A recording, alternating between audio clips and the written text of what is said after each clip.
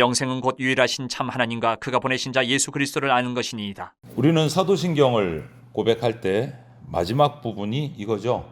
몸의 부활과 영생을 믿습니다. 아멘. 이러고 사도신경이 맞춰져요.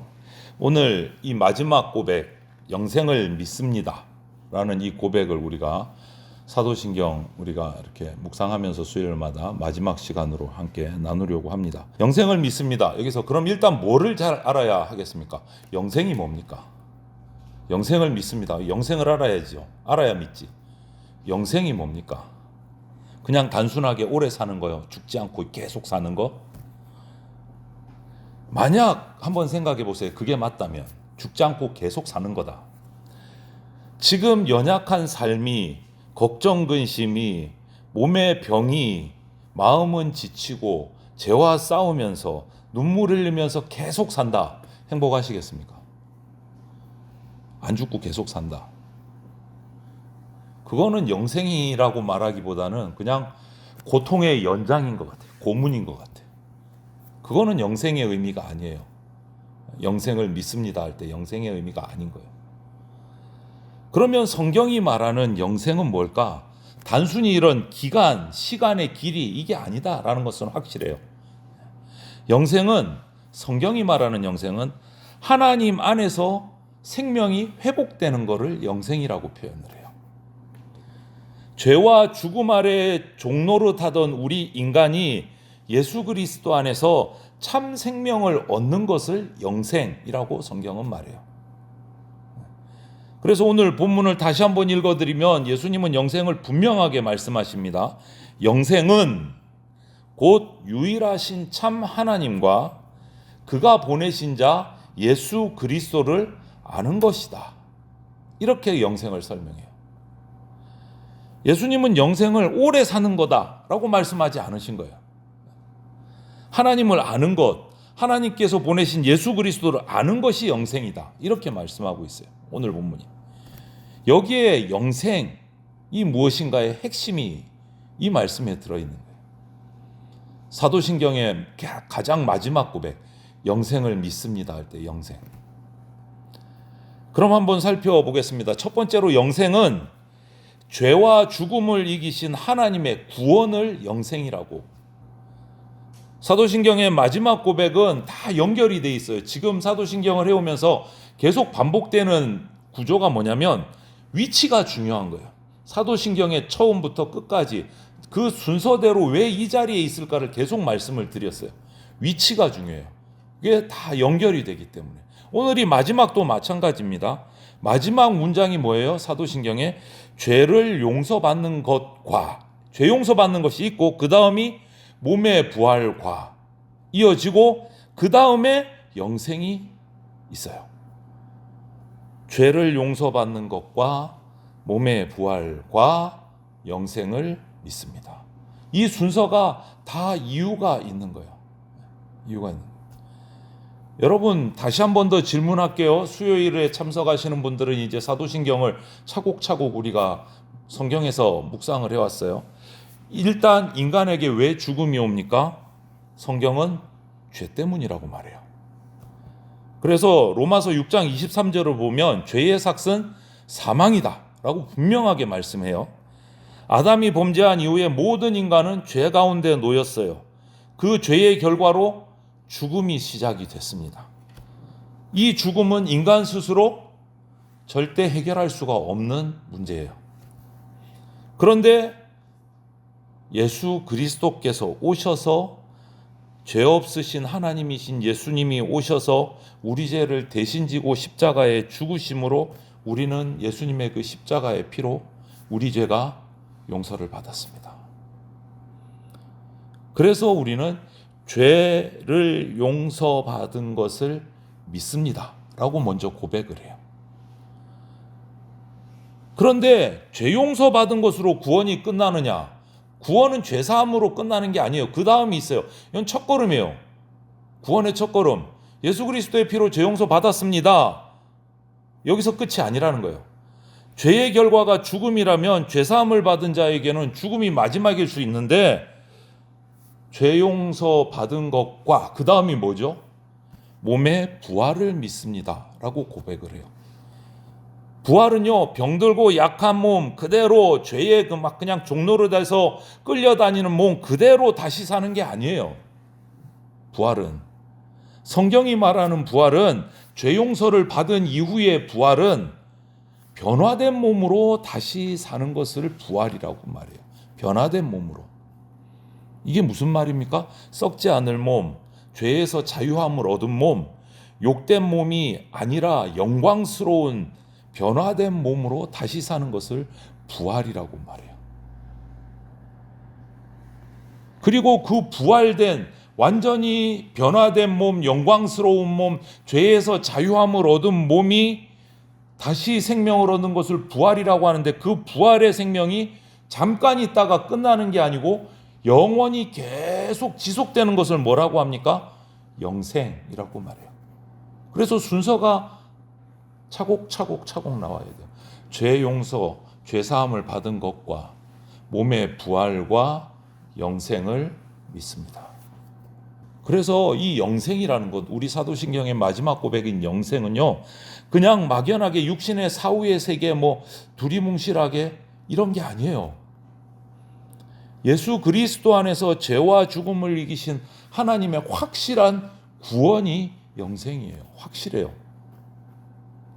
그래서 우리는, 성도는, 그리스도인은 죽음을 대충 가볍게 그렇게 보지 않습니다. 죽음은 우리에게 있어서 원수와도 같은 거예요. 왜? 죄와 연결되어 있기 때문에 원수와도 같은 거예요. 그런데 죽음 앞에서 우리 그리스도인은 이제 절망하지 않아요. 왜? 예수 그리스도께서 그 죽음을 이기시고 부활하셨기 때문에. 우리도 예수 안에서 부활할 거기 때문에. 그래서 영생은 죄와 죽음을 이기신 하나님의 구원이 바로 영생이에요. 두 번째로 영생은 하나님과 예수 그리스도를 아는 것이다 라고 오늘 말해요. 오늘 본문에 예수님은 영생을 아는 것이다, 여기서 안다 라는 이 말은 단순히 그냥 정보를 아는 게 아니에요. 성경에서 안다 라는 이 말은요, 관계의 말이고 사랑의 말이고 인격적인 교제를 의미하는 말이 안다예요. 이게 무슨 말이냐면, 우리 일반적으로 생각하면 우리 유명한 연예인들, 뭐 유명한 정치인들, 뭐 경제인들, 그 사람 이름 우리는 압니다. 그 사람은 나를 몰라. 나는 알아요. 그 사람의 얼굴도 알아요. 그 사람이 어떤 일을 했는지도 알아요. 그런데 이것이 성경이 말하는 이 안다, 이 의미가 아니에요. 오늘 사도신경에서, 성경에서 말하는 안다라는 말은요, 서로 사랑하고 서로 믿고 서로 삶이 나누고 연결되는 것을 안다라고 표현을 해요. 그래서 예수님께서 마태복음 7장을 보면 예수님이 하신 말씀 중에 좀 어떻게 보면 두려운 말씀, 우리에게는 이렇게 부딪히는 말씀이 있어요. 그게 뭐냐면, 어떤 사람들이 주님께 나와서 이야기를 합니다. 마태복음 7장에 보면 주여 주여 불러요. 우리가 주의 이름으로 선지자 노릇하고 귀신을 쫓아내고 많은 권능을 행하지 않았습니까? 이렇게 예수님께 나와서 얘기를 해요. 그런데 예수님의 대답이 두려운 거예요. 이 사람들의 얘기 뒤에 예수님의 대답이 뭐라고 하셨냐면, 내가 너희를 도무지 알지 못한다, 이렇게 얘기를 해요. 아니, 주여 주여, 내가 주님의 이름으로 선지자 노릇도 했고 귀신도 쫓아내고 많은 권능도 행했는데 왜 저를 모르십니까? 난 너 몰라. 여러분, 섬뜩하지 않으세요? 평생을 교회에서 예배하고 직분자로 섬기고 하나님 앞에 열심히 산 것 같은데 마지막 날 예수님 오셔서 너 나 알아? 난 너 모르는데?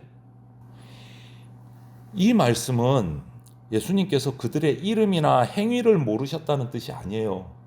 금방 말씀드린 것처럼 성경에 안다는 의미, 모든 것을 다 아세요. 그 사람들이 어떻게 생겼는지, 무슨 일을 했는지, 이름이 뭔지 다 아세요. 그런데 여기서 알지 못한다라고 말씀하신 이 말씀은 너희들하고 나하고 주님과 너희 그 사람들하고 참된 사랑의 관계 안에 있지 않다, 이 얘기예요. 주님과의 관계가 형성되어 있지 않다. 신뢰의 관계, 사랑의 관계, 이거 안 돼 있다라는 말씀이에요. 그들은 주님의 이름을 사용했습니다. 그런데 주님을 사랑하지 않은 거예요. 종교적인 일을 했는데 주님 안에 속해 있지 않은 거예요.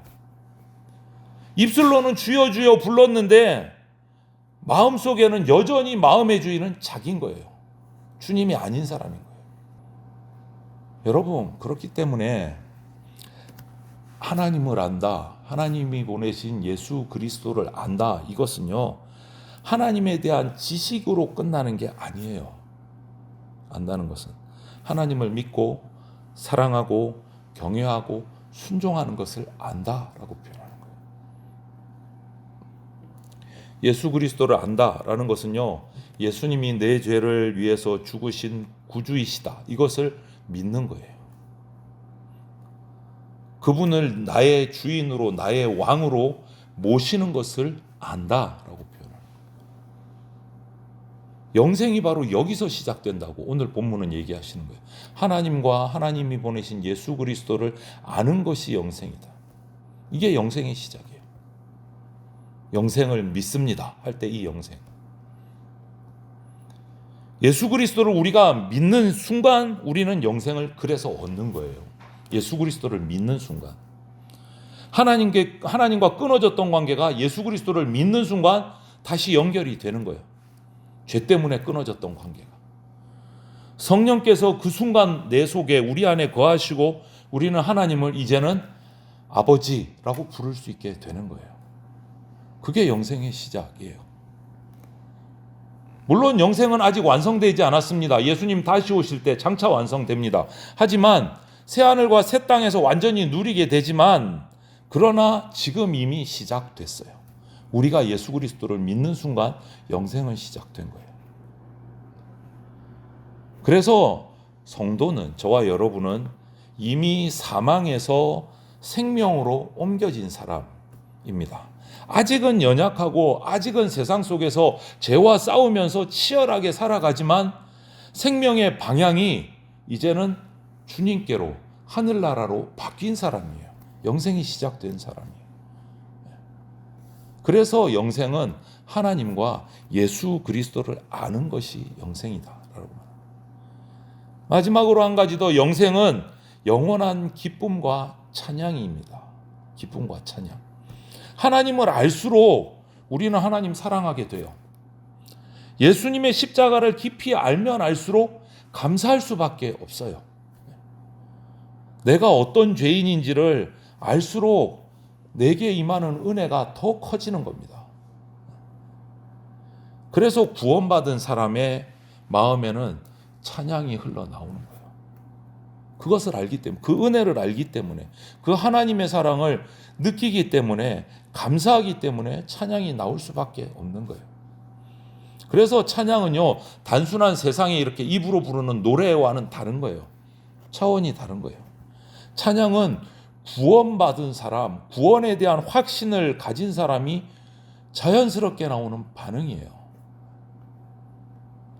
하나님이 누구신지 알고 하나님이 나에게 어떤 일을 행하셨는지 알 때 나오는 그런 믿음의 고백이 바로 찬양이에요. 그래서 제대로 된 찬양은 영생받은 증거입니다. 찬양은. 그래서 영생은요, 기쁨과 찬양이에요. 하나님을 알지 못하는 사람은요, 하나님을 제대로 찬양할 수가 없어요. 그런데 하나님을 아는 사람은요, 예수 그리스도의 은혜를 아는 사람은요, 찬양하게 됩니다. 어떨 때는 눈물 속에서도 찬양해요. 어떨 때는 형편이 꼬이고 풀리지 않는데도 찬양합니다. 왜? 찬양의 근거는, 영생을 얻은 자의 찬양의 근거는 내 어떤 상황, 형편이 아니라 하나님이시기 때문에 어떤 상황에서도 찬양하는 겁니다. 어떤 상황에서. 그것이 영생 얻은 자의 증거예요. 여러분, 영생은 영원한 즐거움이고 영원한 찬양입니다. 사람이 상상할 수 없는, 인간적인 어떤 것으로는 상상할 수 없는 복이에요. 천국은 지루한 곳이 아닙니다. 영생 무료하게 끝없이 시간 때우는 그런 곳이 아니에요. 하나님을 영원히 기뻐하는 거예요. 하나님을 영원히 찬양하는 겁니다. 죄가 없는 기쁨, 죽음이 없는 생명, 눈물이 없는 안식. 진짜 우리가 상상할 수 없는 최고의 축복이요. 그게 영생입니다. 그래서 요한계시록 21장 4절은 이 새 하늘과 새 땅, 영생을 얻은 자의 삶을 이렇게 표현해요. 모든 눈물을 그 눈에서 닦아주시니 다시는 사망이 없고 애통하는 것이나 곡하는 것이나 아픈 것이 다시 있지 아니하리니, 이렇게 표현해요. 그 나라에는 사망이 없습니다. 애통이 없습니다. 곡하는 것도 없습니다. 아픈 것도 없습니다. 죄는 당연히 없습니다. 하나님과 끊어지는 것이 없습니다. 이것이 영생이에요. 그러므로 영생을 믿는 사람, 영생의 길을 가는 우리 성도들은 오늘 하루하루를 다르게 살아야 돼요. 어떻게요? 첫 번째, 죄를 가볍게 여기지 말아야 됩니다. 예수님께서 우리 죄를 위해서 죽으셨기 때문에 죄를 가볍게 여길 수가 없는 거예요. 그것이 얼마나 큰 은혜인지를 알기 때문에. 그래서 성령께서 내 죄와 허물을 책망하시면 즉각 엎드려서 회개해야 되는 거예요. 죄를 가볍게 여기지 마셔야 돼요. 두 번째는 영생을 얻은 사람은 죽음이 내 끝이다 라고 생각하면 안 됩니다. 왜? 죽음 여전히 슬픈 일 맞아요. 하지만 성도에게 죽음은 마지막이 아닙니다. 예수님께서 부활하셨고 우리도 다시 살 것이기 때문에 죽음을 끝으로 보면 안 됩니다.